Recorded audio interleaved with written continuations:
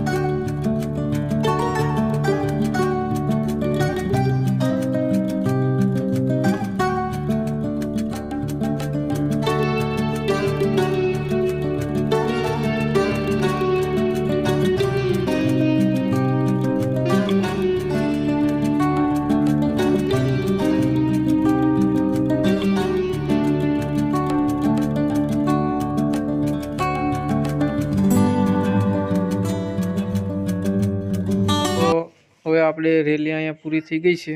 તો કોમેન્ટ કરવાનું ભૂલશો નહીં. કોમેન્ટમાં લખી નાખજો જય શ્રી રામ. તો વિડીયોને લાઈક કરી દીજો. ચાલો તો હવે ઘરે જઈને એન્ડ આપી દઈએ. તો ચાલો મિત્રો, હવે આપણે આજનો વ્લોગ છે અહીંયા પૂરો કરી દેવાનો છે. અને જો તમને ગમ્યું હોય તો ભૂલ્યા ચેનલને સબસ્ક્રાઈબ કરી દેજો. તો આપણે આનાથી સારા સારા વિડીયો બનાવવાનો પ્રયત્ન કરશું. તો ચાલો હવે આપણે પાછા કાલે કંઈક નવું લઈને આવવાનો પ્રયત્ન કરશું. ચાલો, જય સોમનાથ.